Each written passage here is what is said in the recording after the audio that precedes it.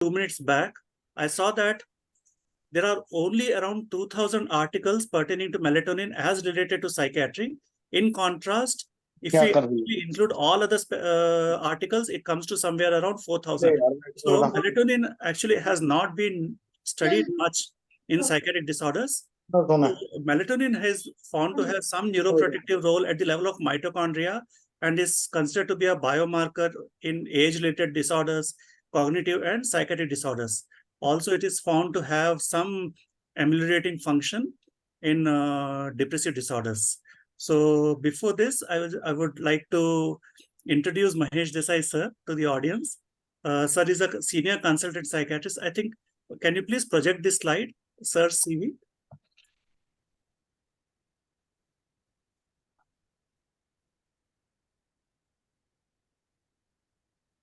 Sir, I don't have CV. Yeah. So Dr. Mahesh Desai is the consultant psychiatrist. He has more than 3 decades of clinical practice. And sir has done his MBBS from Government Medical College, Surat, MD Psychiatry from BJ Medical College, Ahmedabad, diploma from, again, BJ Medical College, Hyderabad, and he was a director at Institute of Mental Health. And he was, for a very brief period, for around 1 year, he was in government service. But most of the time, he has had very good clinical experience as a private psychiatrist. And currently, he is heading the Institute of Mental Health at Surat. And he's the ex-superintendent of Kasturba Sevashram Mental Health Institute, Maroli. So now I request Mahesh Desai, sir, to go ahead with his presentation. Thank you very much.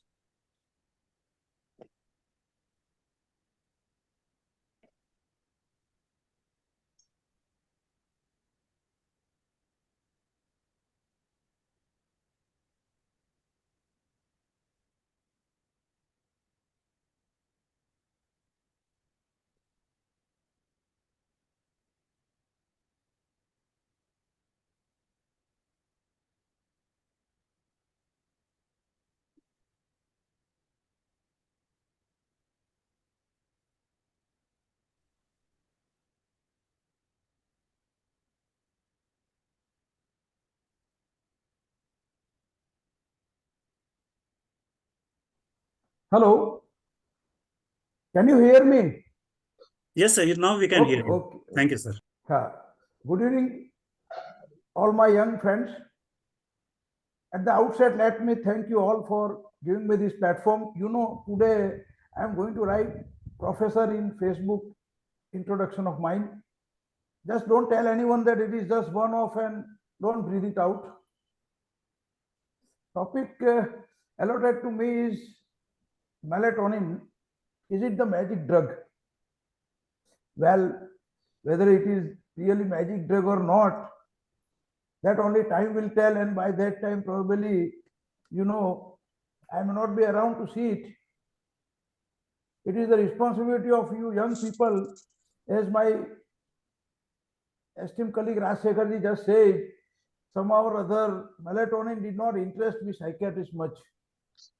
So I want you people to work on it and tell me someday whether it is really the magic drug or not. Now, these are the people who made this presentation possible.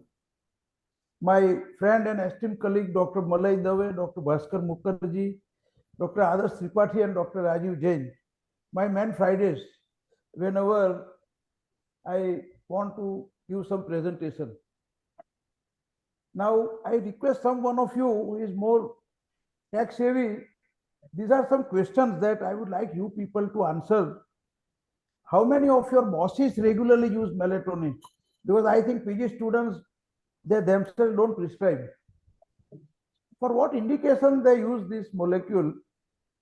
What is the dosage and what are the results you people get? So if you people can survey these and get back to me at the end of the program, I am very keen to know this. I will share my experience as and when we progress, and I'll be very happy to share my experience so that, you know, more and more people start using this molecule and the verdict comes out before I hit the bucket. this is going to be the flow of presentation. See, my main emphasis will be on, clinical side. Basically, I am a glorified chemist, So I would love to talk more about the usage and clinical usefulness and all that. So you'll have to bear with me when I skip some biochemistry part. So whether it is this magic drug or not, but these I can put my money on. That melatonin is the real dark horse, friends. Real dark horse, I tell you. Nature's most versatile biological signal. It was discovered by Aaron Lerner in 1958, exactly 6 years after we discovered chlorpromazine. Ubiquitous molecule, found all over the plant and animal kingdom, also known as hormone of darkness. And there are some other nicknames also: circadian glue, gate of sleep, chronobiotic. Very powerful antioxidant, they say, and it crosses the blood-brain barrier and inhibits inflammation. When I started this presentation, at that time I was laboring under the impression that I may be talking about sleep, and melatonin is just one more sleeping aid. But after I completed the presentation, I realized that it is much more than simple sleeping aid.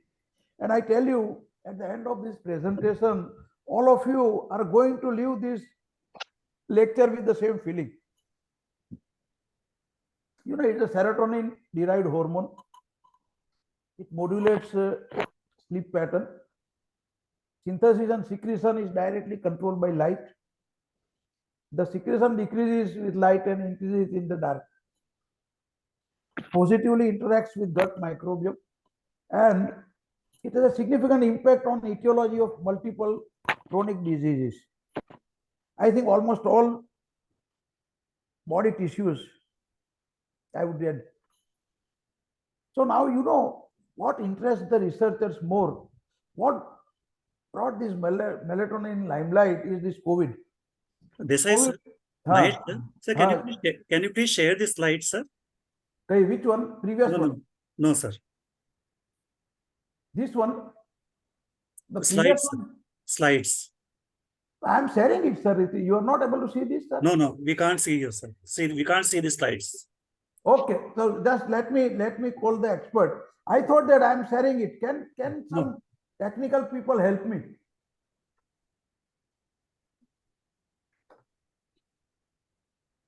Just a minute. Yes, sir. Give me a minute, sir. Just give me a minute, sir.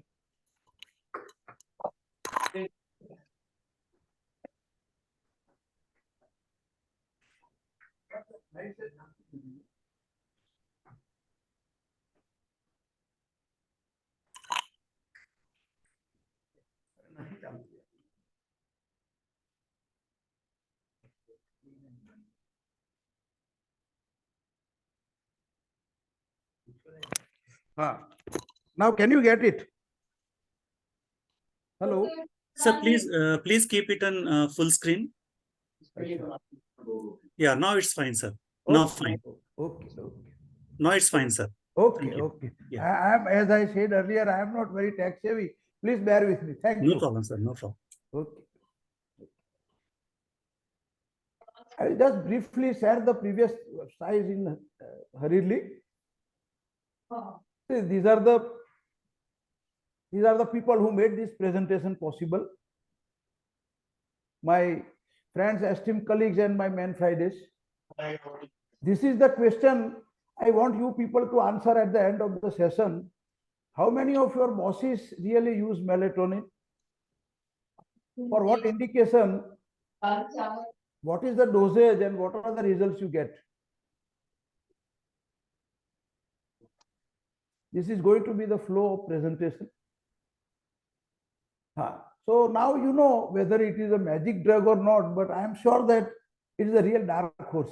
Melatonin, the real dark horse. I would put my money on that. Nature's most versatile biological signal was first discovered by Aaron Lerner in 1958, exactly 6 years after we discovered chlorpromazine. Ubiquitous molecule is found in animal and plant kingdom in abundance, also known as the hormone of darkness, and there are some other nicknames also. It is referred as circadian glue, gate of sleep, chronobiotic, powerful antioxidant, very powerful. It can cross the blood-brain barrier and it inhibits inflammation. When I started preparing this presentation, I was under the impression that I'll be talking about sleep and one more sleeping aid. But after the end of this presentation, you people are going to live with a feeling that it is much more than simple sleeping aid. Serotonin derived hormone, it modulates sleep pattern. Its synthesis and secretion is directly controlled by light. The secretion decreases with light and increases in the dark. It positively interacts with gut microbiome and the significant impact on etiology of multiple chronic diseases, which we are going to see later on. Is melatonin the next vitamin D? That is a debate going on and the jury is not yet out. Has been one of the all-time favorite topics of, media discussion and research enthusiasts. Now, what increased our interest in melatonin was this COVID pandemic. So I tell people that COVID did immense damage to everything. Many lives were lost, economic loss is, unmeasurable and all that. COVID did 2-3 good things. One is this sudden interest in melatonin, our opportunity to interact with each other on this Zoom platform. People like me getting opportunity to talk to all my young postgraduate students today. And I hope it continues. And I am actually very strongly believer that this COVID is going to increase our psychiatrist work. Those who are genetic vulnerable, we are going to get more and more work. That is my feeling. So while vitamin D is only lipid soluble, melatonin is both lipid and water soluble. See, these are the figures of United States, USA. In 2017, over-the-counter sale of dietary supplements containing melatonin was, $410 million. And in 2020, it reached $821 million, just double. You may feel that Americans are crazy after Roman people who used to be crazy. So this is a sad function of vitamin D and melatonin. On one side, if you see, vitamin D is biological light sensor. But I'm sorry, vitamin D is biological light sensor. Melatonin is biological dark sensor. And if you see the common action they share, the one is hormone action, antioxidant, anti-inflammatory, immune modulation, mitochondrial regulation, and system-wide effects. Now, melatonin in our body, it is produced by the pineal gland.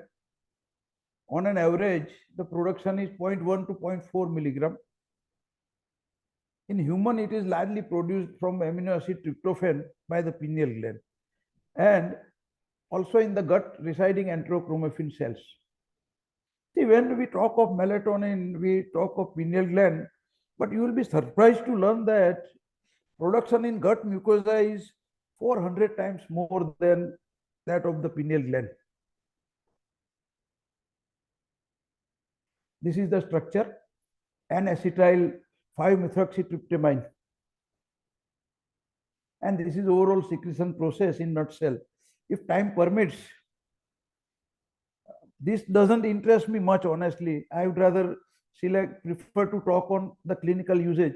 But on one hand, you have absence of light, and at the end, you have your melatonin. See, these are basically physiological functions. And if you can remember this, while writing even an essay on melatonin, you will be able to manage very easily 3 hours essay. So as you can see, one is this day-night rhythm control, sleep promotion, antioxidant defense, as our Rajsekharji said, bone growth, regulation of hormone release, except for reproduction and sexual maturation, immunomodulation, neuroprotection, and tumor suppression. Now, where can you find melatonin? So, you find it all over the body. Our pineal gland, gut mucosa, these are two main sources. But apart from that, every of these organs produce even small amount of melatonin. Your liver, your kidneys, your thyroid, thymus, reproductive tissue, brain, retina, lens, cochlea, huge list. And it is commonly found in all body fluids. You can, whatever body fluids name you remember, and you can find it there, except tears, human tears. So I was wondering that God mercifully kept it away from human tears, so that when women want to cry, they just don't fall asleep. Now, metabolism of melatonin. Liver is the first site of metabolism. It clears about 90% of circulation melatonin. Melatonin is first hydroxylated and then excreted in urine as sulfate and glucuronide conjugates. And about 1% of melatonin remains unchanged in urine. Melatonin, the conductor of a big orchestra. So in next few slides, we are going to see the various functions, but it is a real big orchestra, much bigger than your New York Philharmonica and even all the orchestras of world taken together. This you won't be able to see very clearly, but basically it's melatonin and its relation to all other our body parts. But this probably I think you will be able to see more clearly. So we'll start from cardiovascular system. So in cardiovascular system, it increases cardiac efficiency, decreases blood pressure, decreases atherosclerosis and fibrosis. In lung, it has inflammation and apoptosis, decreases DNA damage, decreases the hyperoxidative state, and increases mitochondrial function. So basically it is, protective, all protective actions. In immune system also, basically it's a immune modulator. In colon, decrease inflammation and apoptosis. In ovary, it decreases the endocrine dysfunction, that is your PCOS, increases the number and quality of oocytes, and increases the telomere length.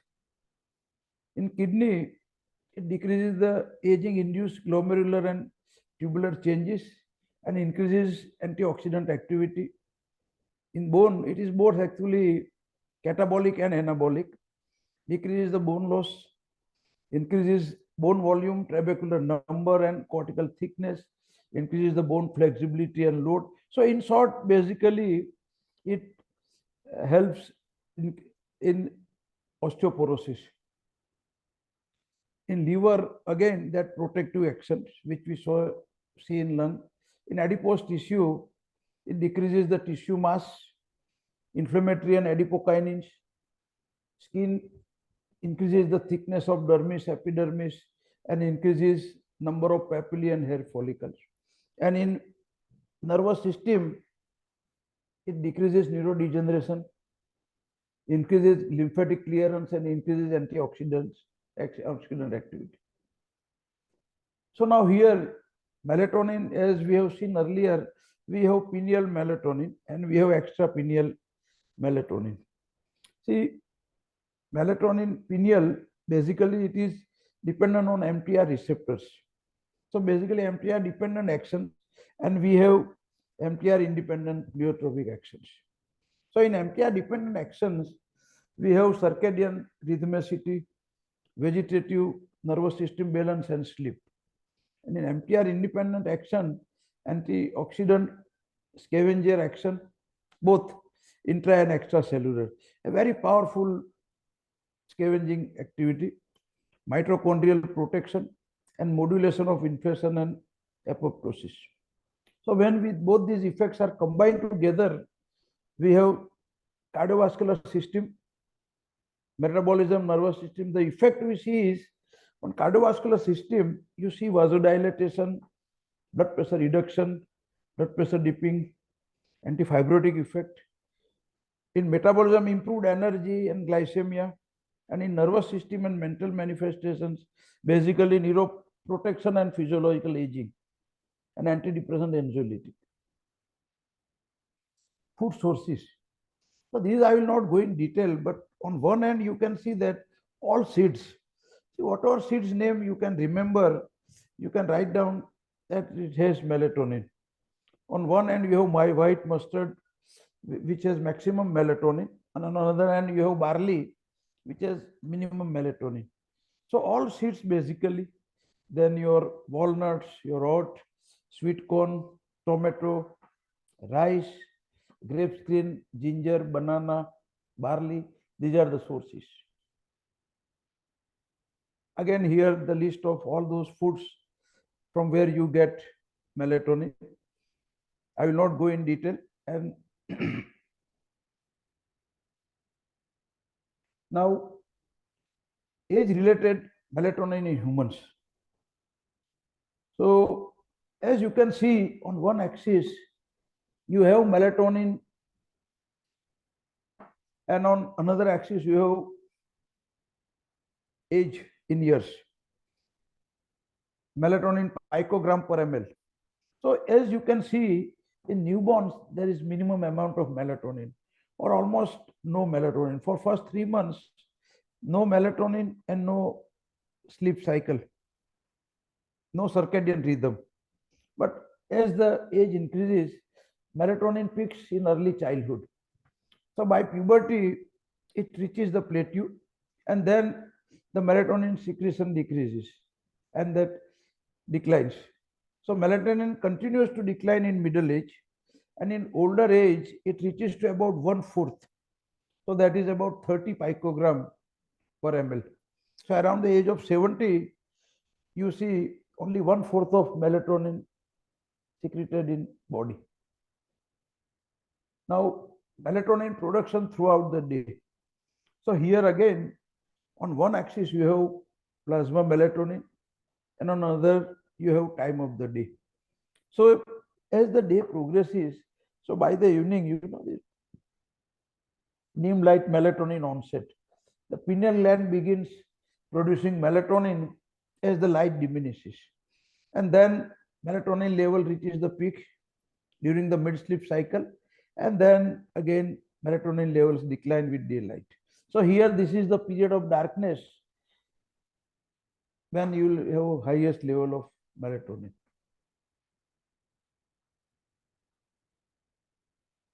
So now melatonin effects again.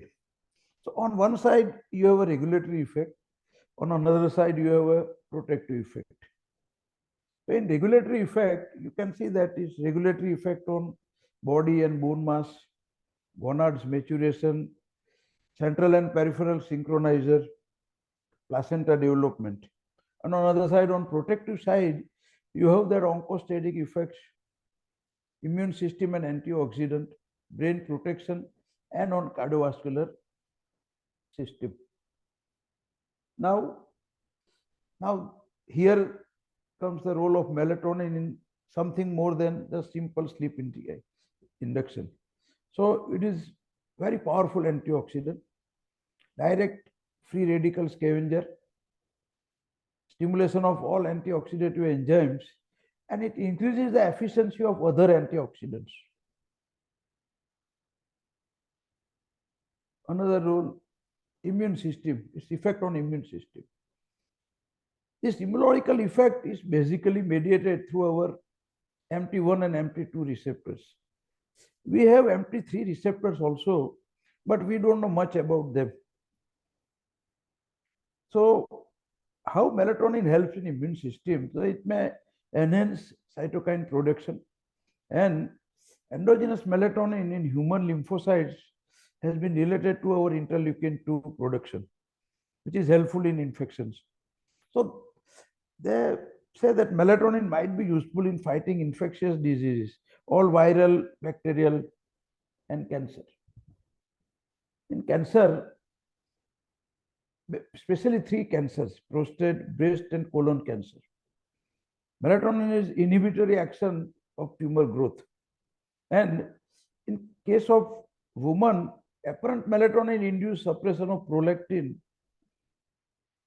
which actually causes our memory cancer. Dreaming, melatonin in dreaming, increase in vivid dreaming or frequency of dreams. Extremely high doses of melatonin, say 50 milligram, will increase the REM sleep time. 80 milligram can induce sleep in adults. Many drugs such as cannabis and cocaine increase melatonin synthesis. Is it okay or I am going too fast, my young friends? It's good, sir. Okay. Yeah. Okay. Thank you. Now, exogenous melatonin decreases the leptin production, and melatonin intake reduces blood pressure without effect on the heart rate. One of the claimed action is, on anti-aging property. And that is probably one reason why America is going crazy over this molecule. I'm myself thinking of, melatonin cream having both melatonin and vitamin D. Melatonin, this role we know, control of circadian rhythm and deep stages of sleep. It increasing secretion of growth hormone and sex hormone. It inhibits the growth and development of sex organs till puberty. So this, this particular action is its effect on growth and development. Why some people are having reservation about its use in children. We'll see later on how it was used and how long it was used in children. And these melatonin effects are mediated through these melatonin receptors and this digestive function. See this paracrine effect of melatonin from the gut. In combination with cholecystokinin, it is extremely helpful, they say, in GERD, GERD, or gastric ulcer, colitis, and irritable bowel syndrome. They say that there is some crosstalk between our gut microbiome and gut melatonin and our pineal melatonin, our brain. Now, certain known causes that lower your melatonin levels. As you can see, alcohol, vitamin B12, caffeine, NSAID, anti-inflammatory medications, beta blocker, glucocorticoids, our antidepressants and stress. One particular, thing about which I would like to tell you is that effect of alcohol on melatonin. So I have observed that in our alcoholic patients, even after our treatment also, sleep problem persist. And many a times my patient complains that doctor आपने दारू छोड़ा के मुझे 81 पे रख दिया बोले. So in these patients now I have started using melatonin and around 10 milligram, sometimes 20 milligram melatonin, I have seen that there is a very good improvement in whole sleep architecture. In all stages of sleep, melatonin helps. So I would like you and someone of you to take up this research work, alcohol induced sleep areas and use of melatonin. Adverse effects. Some unwanted effects in some people, especially at high doses. They say 3 milligram per day or more. So nausea, vivid dreams or nightmares, reduced blood flow, hypothermia, hormone fluctuations, drowsiness, dizziness, confusion, hallucinations, fatigue, and menstrual irregularities.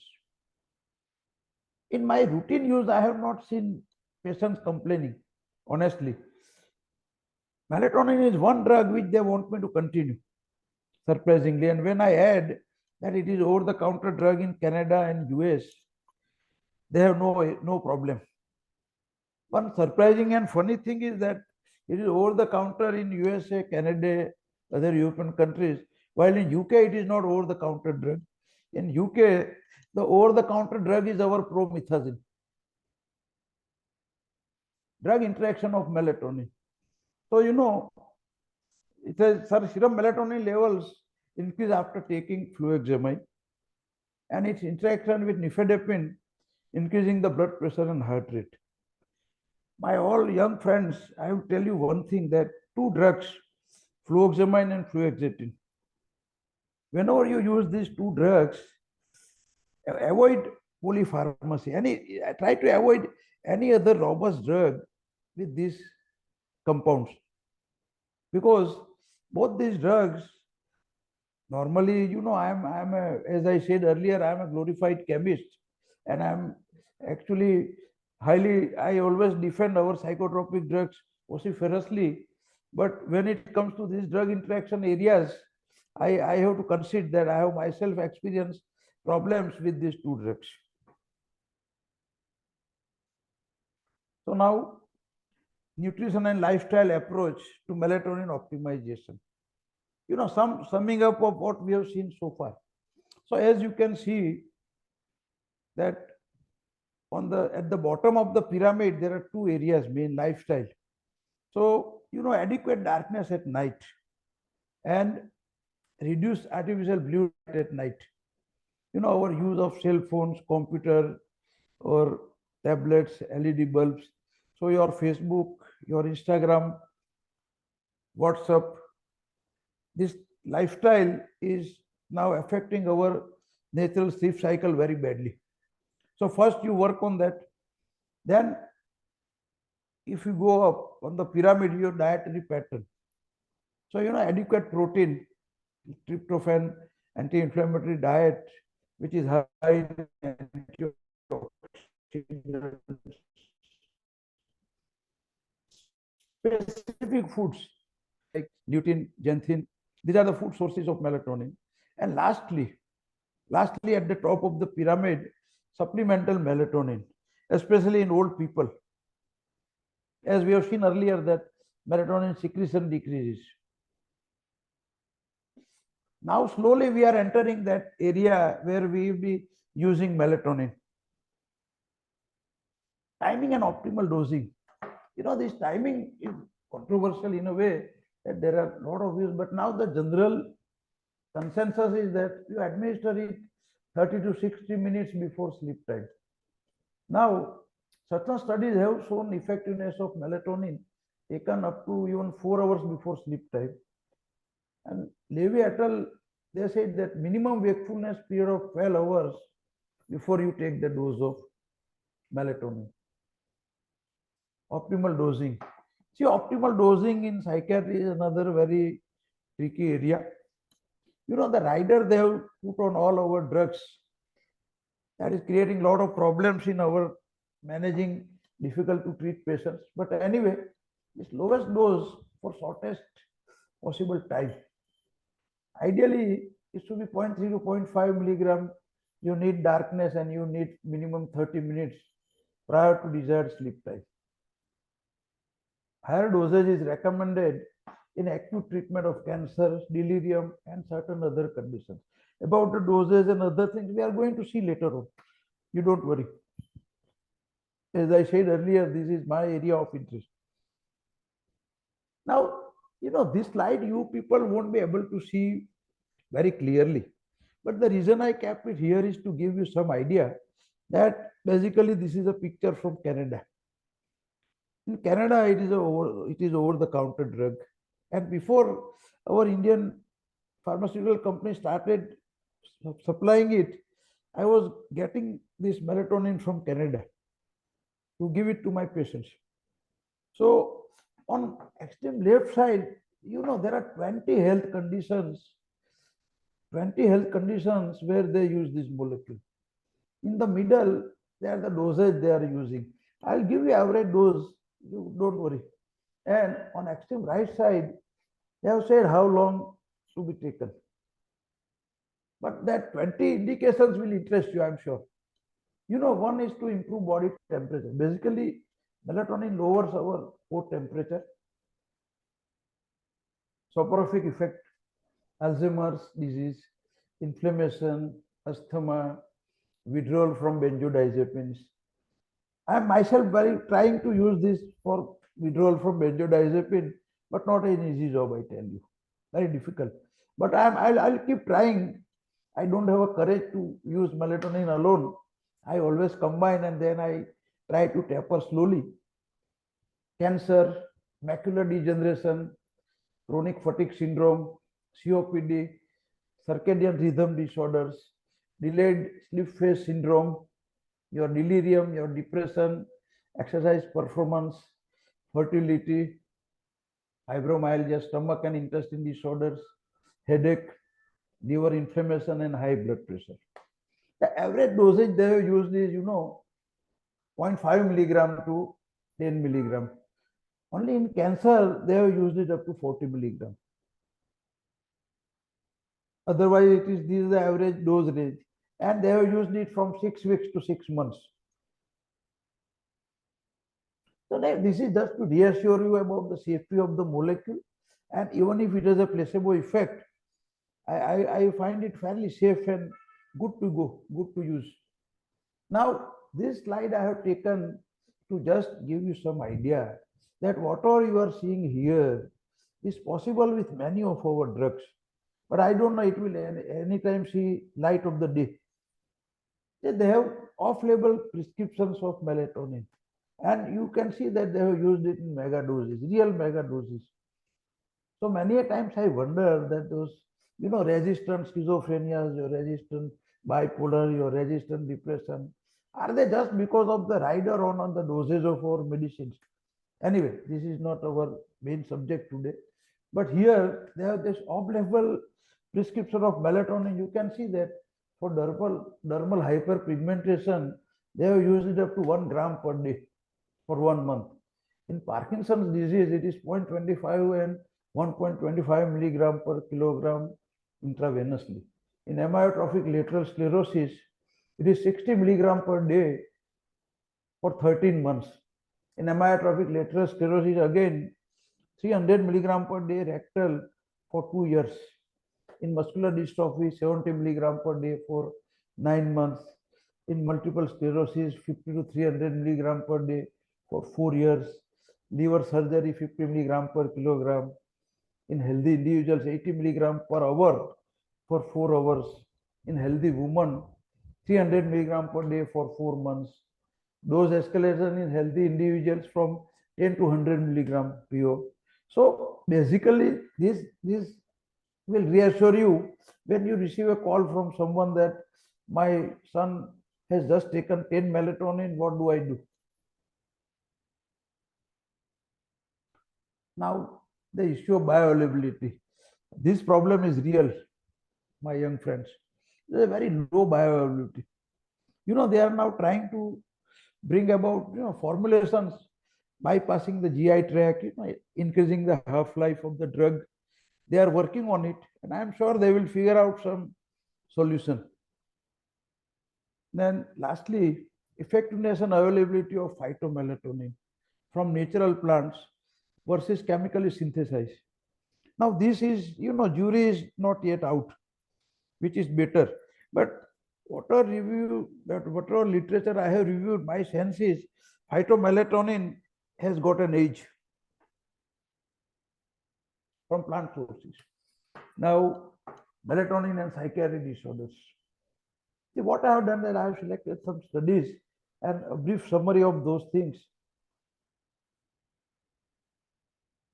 So first is, melatonin therapy for REM sleep behavior disorders. So what is the highlight of the study? So one is that melatonin can definitely reduce rapid eye movement without atonia in REM sleep behavior disorder. It is helpful. The dose range is 3 to 12 milligram in reducing the symptoms.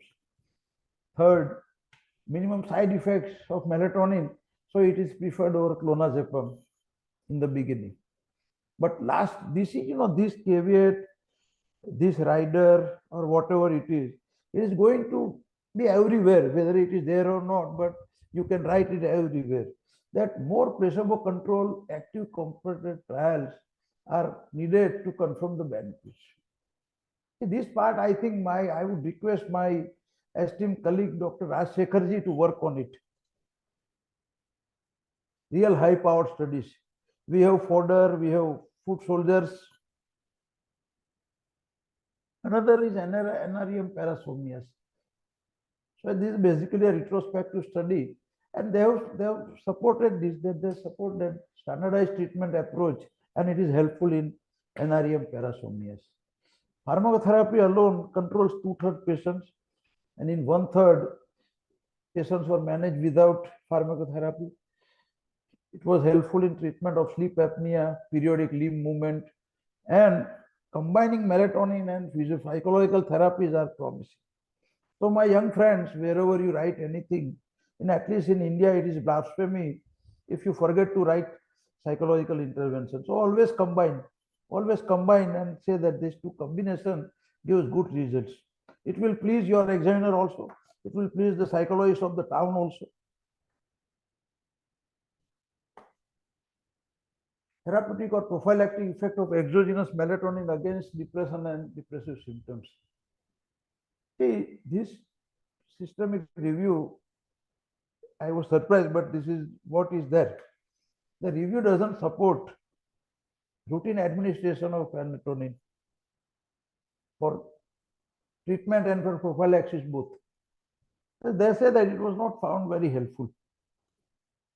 Two small studies did support that it is helpful, but the general consensus is no. Basically, this is international expert opinion. Use of melatonin in treatment of insomnia and circadian sleep disturbance in adult neuropsychiatric disorders.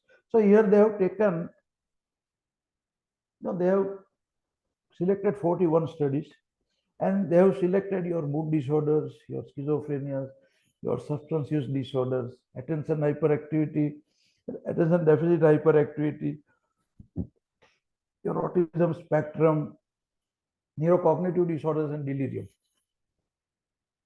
So the conclusion was administration of prolonged release melatonin at 2 to 10 milligram, 1 to 2 hours before bedtime, might be used in the treatment of insomnia symptoms, comorbid insomnia in mood disorders, schizophrenia, in adults with autism spectrum, neurocognitive disorders, and during sedative hypnotic discontinuation. And immediate release melatonin was found helpful in the treatment of circadian sleep disturbances, that is our delirium. So they say that for insomnia part and any comorbid insomnia, it is helpful. Here they have used melatonin for children and adolescents with chronic insomnia. This is basically off-label use, not actually recommended without trying any other non-pharmacological interventions. But if they say that nothing works, you can consider melatonin, and they found it helpful. Therapeutic use of melatonin in schizophrenia again. So now I want you to listen very carefully, because this is going to be the theme whenever you write about use of melatonin in psychiatry. Adjunctive melatonin therapy, adjunctive mind you, has some positive outcomes for sleep, metabolic profile, and tardive dyskinesia. So it has to be with something. No beneficial effect of melatonin was observed on outcome of cognitive symptoms or benzodiazepine discontinuation. As I said earlier, it's not an easy task, I tell you, switching from benzodiazepine to melatonin. So here again, they say that larger studies are required, more high-power studies are need of the hour. And they say that melatonin should be compared with different antipsychotics. But I don't know whether your ethics committee will ever permit you in your dissertation. I don't know. Raj Shekharji will be able to tell me at the end of this lecture. This is a French study, basically, similar to what we saw earlier. So they say that they have used melatonin in all adult psychiatric disorders. Expert recommendation by French Institute of Medical Research on Sleep. Basically, it is borrowed from sleep laboratories. So they say that exogenous melatonin would be used in patients with stabilized psychiatric disorders. So there are two words. One is stabilized psychiatric disorder or patient in remission. And why you want to give that melatonin is to prevent relapse. when there is complaint of associated insomnia, poor quality sleep, or delayed sleep phase syndrome. So in short, whenever there is sleep issue, you can always use melatonin. And during acute phases also, melatonin could be used as an adjuvant in treatment when there are symptoms of insomnia. In all your mood disorder, your bipolar, your depressive, your SAD, schizophrenia, everything. This is one of my favorite slides. I really like this. The potential role of melatonin on mental disorders. Insight from physiology and pharmacology. They say that melatonin was discovered in some 50 years ago. I would add 8 more years because it was in 1958. So let us see 58. See, still till today, relationship between melatonin and mental disorders are still quite unclear. Because some or other, we psychiatrists were so busy working on our CBTs and going gaga over non-pharmacological interventions, surrendering our MBBS degree, and at the end of the day we are neither here nor there, that we never had much interest in this molecule. So now they say that they have of course ended it in a very on a positive note. So you take my cynicism with a pinch of salt because you are very young and this is not the age for cynicism. I tell you, I want you to be very positive and I want to have the stars in your eyes. So they say that in coming years, we might have a breakthrough progress in the treatment of mental disorders by using melatonin.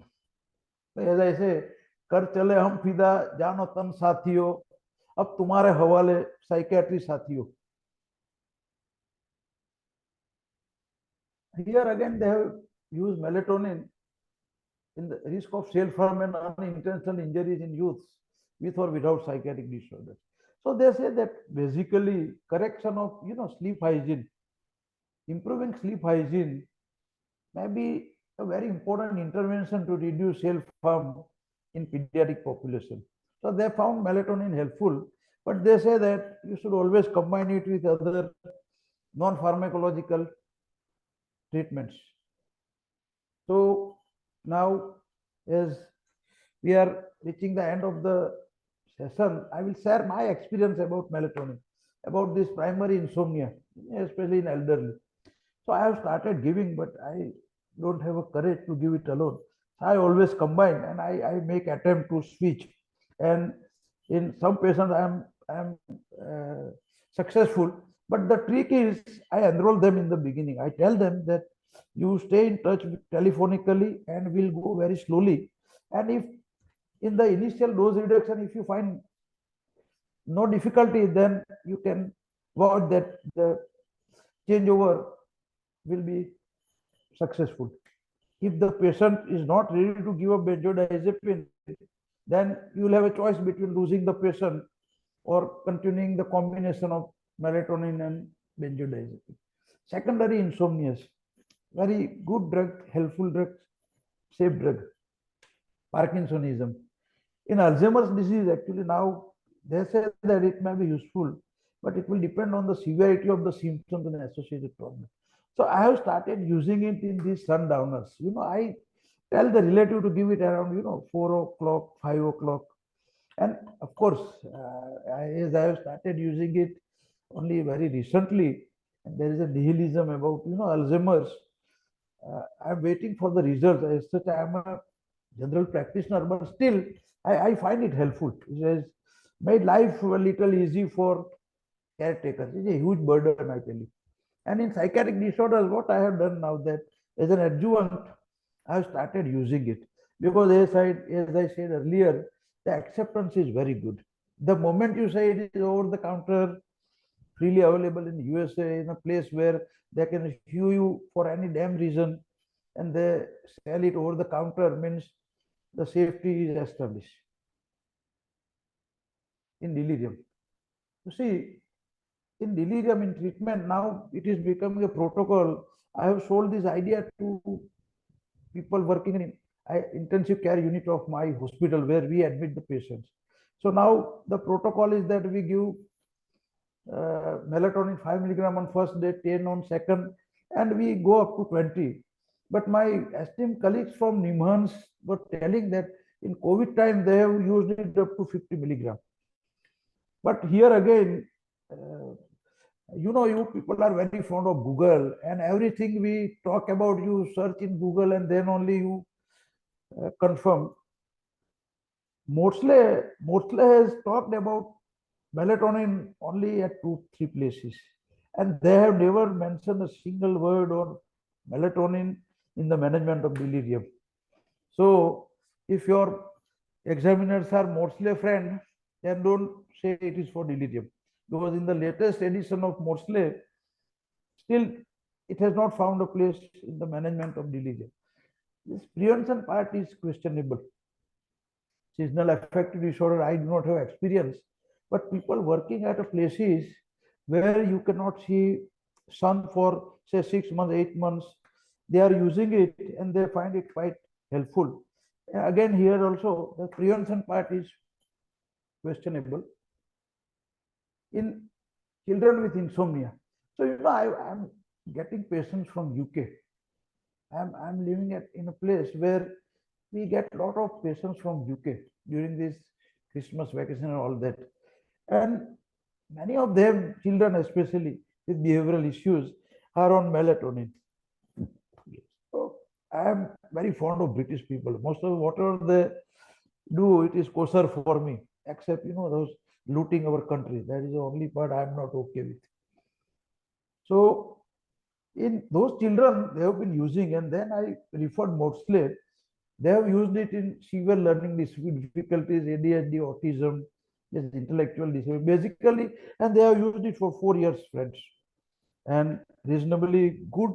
It must be acceptable only. Then only parents continued, and British people, they have measured how many bullets were fired in that Jallianwala Bagh, how many did not fire, and they have the record, and they have even kept the record of poor firing skill of our Indian soldiers who took that order. So British people must be keeping good records, I think. Allowing it to be used for 4 years must be good, must be kosher. Circadian rhythm, sleep disorders, delayed sleep phase, jet lag. Actually, I have myself taken it when I went to Canada, because that was a time when plain melatonin was not available. In India, one Aristo pharmaceutical introduced it long back, probably 10 years back, and it was in combination with our alprazolam, and it did not click. It did not. It bombed really badly on box office. So as such, one thing I like about all psychiatrists is that they use minimum lorazepam and alprazolam. I respect their polypharmacy sometimes frightens me, but when it comes to use of these two substances, they are good. So in jet lag, I myself found it helpful, and now I recommend. And you will be surprised to know that Cochrane study, 9 out of 10 studies say that it helps in jet lag. And then in shift workers, in UK also they have used it in the shift workers. And one very interesting finding is that it not only improves the health, but it reduces the incidence of cancer in women nurses and all that. So very interesting study, but surprisingly, no psychiatric residents has taken up the doctoral dissertation on this. So I request Dr. Rajsekhar to assign, and I request Dr. Rasmin to give this dissertation to someone, so I can see some results before I hit the bucket here. Now, role of melatonin in diabetes. See, for all lifestyle disorders, they have used it. And experimental, of course, in vivo animal studies. And the general consensus is that as experimental evidence definitely indicates that it is helpful in type 2 diabetes. It is helpful in the regulation of glucose metabolism. But more conclusive studies are required. So I always say that if you want to make our medicines legitimate, use it for real medical diseases by real doctors. Then probably the acceptance of psychotropic drugs will improve. in inflammatory bowel disease and irritable bowel disease. As I said, that the melatonin's paracrine effect on secretions and motility, they found it quite helpful. But here again, they say that more high-powered studies are required. Similarly, in multiple sclerosis, SLE, rheumatoid arthritis. So, these clinical trials are ambiguous, but I'm waiting for the results, and I'll keep my fingers crossed. I would say that the work is still in progress. Reproductive medicine have started using these drugs left, right, and center, and they have somehow or other have gone gaga over this drug. But there also, this consensus is that as far as its contribution to reproductive medicine is concerned, further research is required. And the funny thing is, they don't recommend it to lactating women and pregnant women. Melatonin is an oncostatic substance. In malignancies, they use it in real mega doses, as we saw earlier. And it inhibits carcinogenesis, antioxidant activity, modulation of estrogen signaling pathway. And it has oncostatic effects on variety of tumor cells. Melatonin has an immunomodulatory function. It enhances production of cytokines, anti-apoptotic and antioxidant actions, and direct effect on the regulation of immune system. So this is just a list of, just summing up. I thought that I should not miss out anything. Migraine, they have found it extremely helpful. So they say that in future, in the management of migraine, melatonin will be added in the list in prophylaxis. Similarly, in delirium, it may become gold standard treatment. Let us hope for the best. And last, this musculoskeletal system in osteopenia. See, many studies were borrowed from osteoporosis clinics of North America and other such places. So, as Dr. Rajshekhar said much earlier in the beginning, melatonin, have been used much more by other doctors than we psychiatrists. So, all the studies I could not find much on Google. Of course, Rajshekhar has done a better job, but I have observed that by and large, the studies I have borrowed were from nutrition, from sports psychology, from osteoporosis clinic, from reproductive medicine, from sleep studies. So that is the irony, but let us hope for the best. And now, by and large, they say that anyone above the age of 55, when they come with insomnia, your first choice should be melatonin. Remarkably atoxic, the safety score is very high and is very well tolerated. It's good for human health, and it has a unique ability to optimize everything. It can definitely improve your sleep architecture, and that is the reason they say it's circadian blue. This is my favorite. It can counter the debilitating effects of modern lifestyle, our addiction to gadgets. So when they write someday, when DSM-6 comes out with gadget disorders, I hope they mention about melatonin. On a closing note, it is important to make a distinction between physiological effects of melatonin and pharmacological consequences of melatonin administration. We must make a very clear distinction. And lastly, it has power and promises, but also the questions and limitations. Future goals: you define the known, evaluate the novel, to inspire the unknown future research into this fascinating enzyme molecule. Thank you. Thank you for lending me your ears. Thank you. Thank you, Mahesh sir. It was a very down-to-earth, more practical than theoretical presentation. I really learned a lot, and I'm now very much excited and really very much motivated to use melatonin in my day-to-day practice.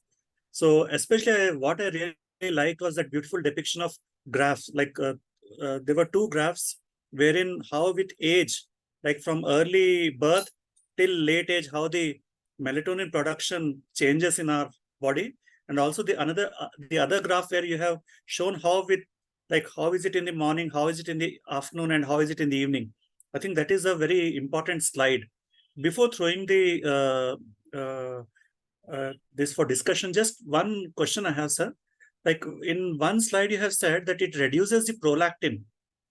So any possibility that does it have any role in antipsychotic induced hyperprolactinemia, wherein it actually very commonly presents with amenorrhea?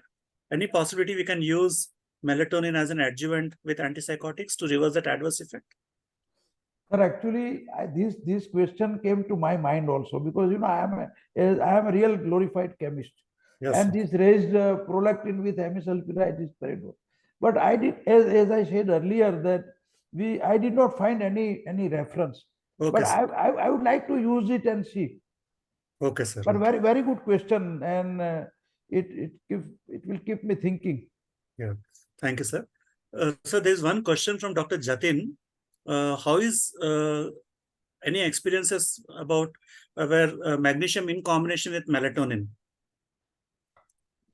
See, they have they have recommended different combinations. One was magnesium, B12, vitamin C.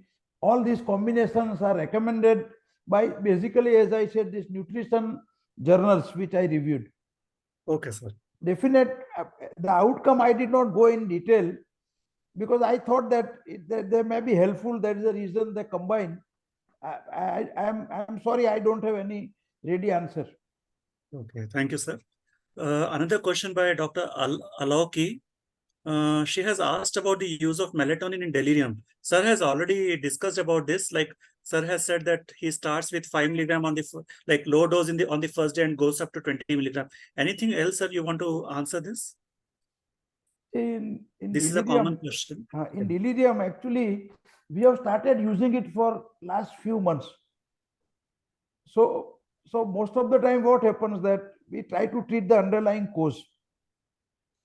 Naturally, when you deal with delirium, but in this delirium, managing the symptoms and side effects, I find melatonin lot safer than all other molecules I have been using so far. Even this haloperidol, my favorite, that I have now stopped using. First melatonin, and then if patient becomes very disruptive, if you have to tie down, then only I give antipsychotic. Otherwise, we try to manage it with melatonin. In hyperactive delirium, there are some issues. Melatonin alone many a times do not work.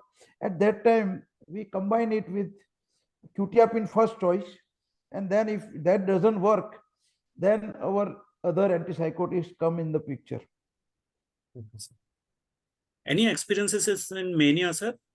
No, I am not. I don't have that courage. Even at the age of 67, also, I have that fear of losing the patient. Yes, sir. So any interaction with alcohol, because alcohol also is a sedative.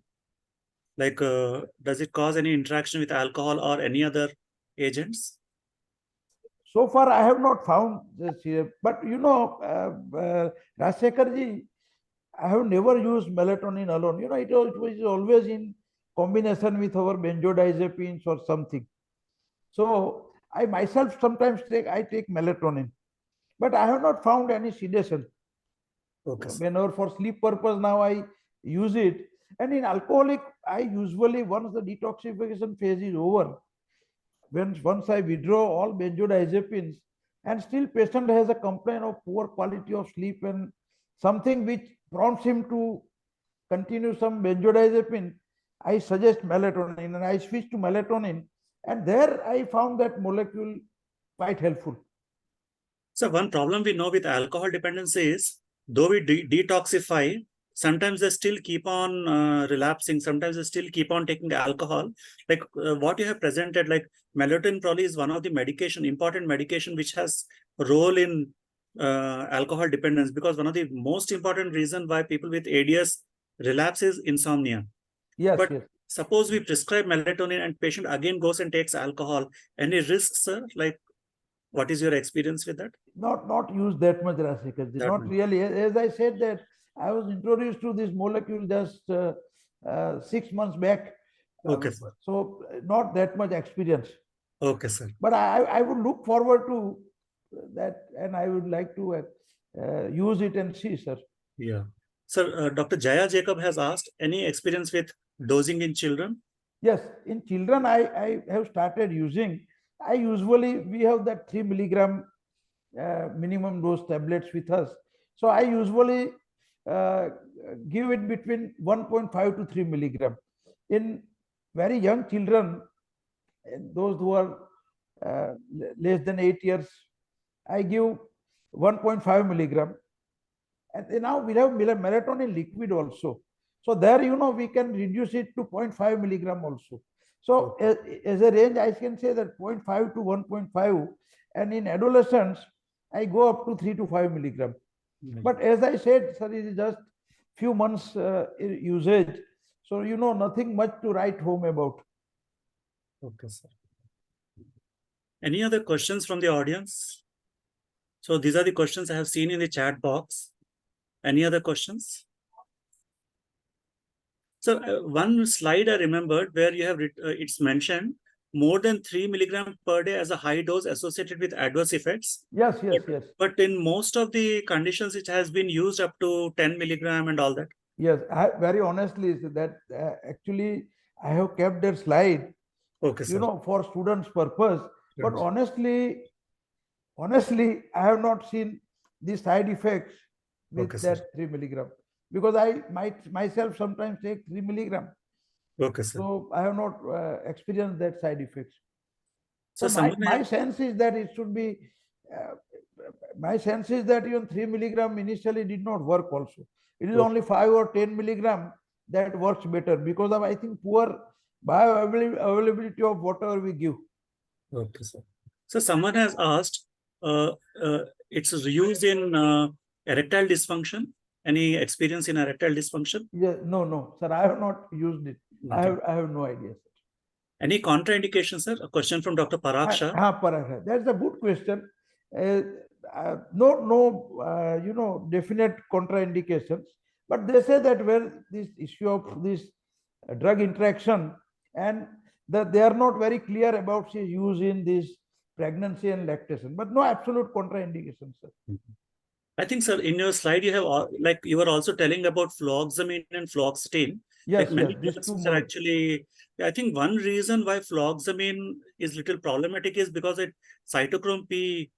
That is a mechanism. I think that yes.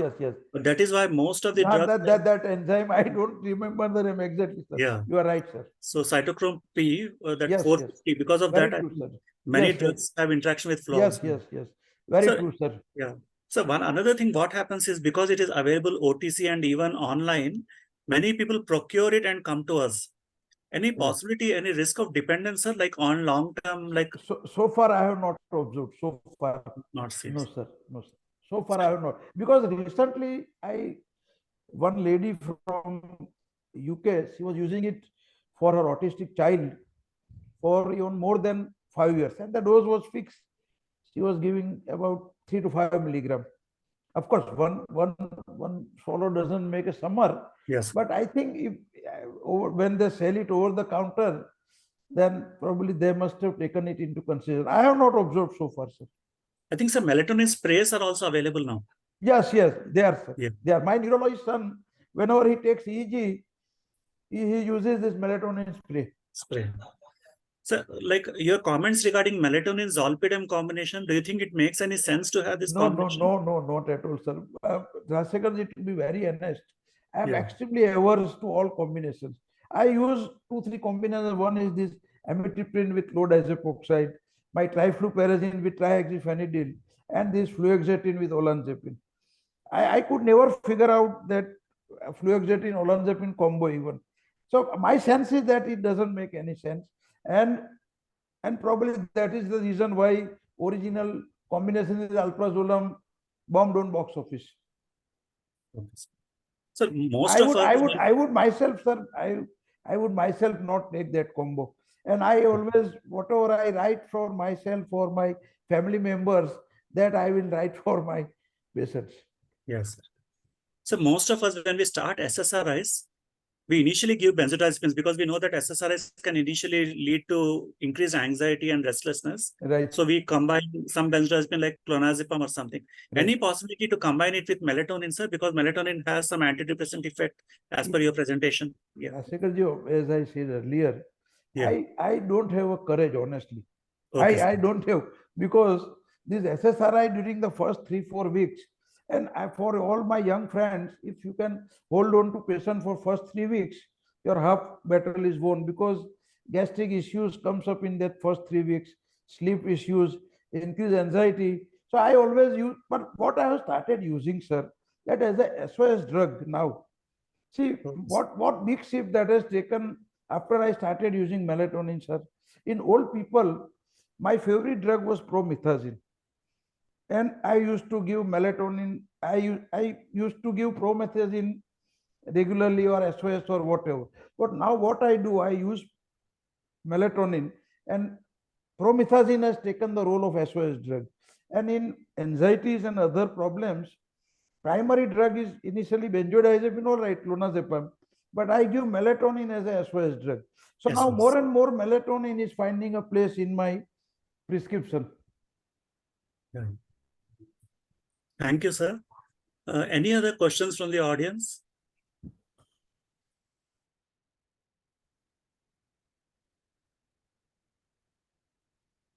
So one last question I have, like many times we know, like we ask patients to we will ask them to take melatonin, for example, we'll ask them to stop benzodiazepines, but then what they do is along with melatonin, they continue to use, like it is in part you have answered, prescribed melatonin and patient continues to take additional benzodiazepine. Any risks, sir, with that?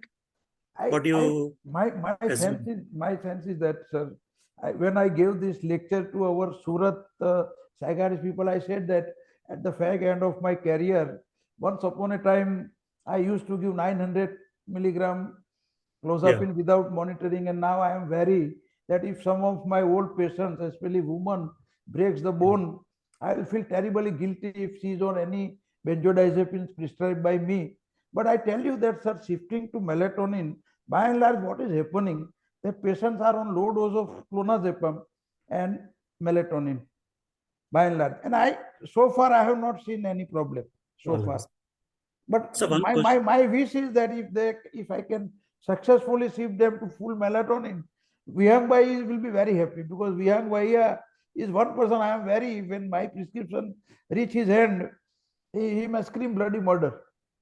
Okay, sir. So one question is there, any role in premature ejaculation, sir, melatonin? No, I have not tried, sir. I have not.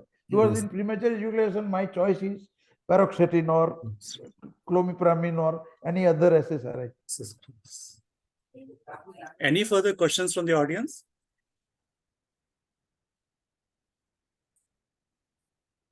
Thank you very much, sir. Mahesh Desai, sir. Thank you. Really... Thank you. It was a pleasure. And when I write professor, my young friends on Facebook, don't tell that it was just it was just, short tenure. Thank you, sir. Thank you. Really, I'm now very excited. I think I will start writing more of melatonin now. Thank you so much. Thank you. Thank you. Yeah. Now I request Dr. Rashmin to take over. Yes. Thank you so much. Thank you. Thank you very much, Dr. Rajshekhar, for really steering this entire session forward with your brilliant observations and your comments. And of course, Dr. Mahesh Desai, if simplicity is beauty, then you are definitely a beautiful person, doctor. And I think it was reflected so well in how easy to understand and yet how meaningful and full of wisdom your presentation was. So we are grateful to you for that, Dr. Desai, and we really enjoyed your talk, and we hope to have you back on this forum sometime in the future. And thank you all, friends, for being with us this evening. Uh, we want to bring topics to you which are not just relevant to you academically from the perspective of your exam preparations, but we also want to bring to you topics which are clinically relevant and even to a person of the seniority of Dr. Rajshekhar and uh, perhaps some other consultants such as me as well. We get to take home some very interesting perspectives and points. And it adds a lot of value to our clinical practice, to our work with our patients. So we hope to bring to you such topics in the future as well. And of course, thank you, Sun Pharma, for providing us unflinching support through the entire series of lectures. So thank you all once again, and I wish you a great evening ahead. Thank you. Thank you, Dr. Ashwin. Thank you, Mahesh sir. Thank you all. Thank you. Bye, sir. Thank you very much. Bye. Bye.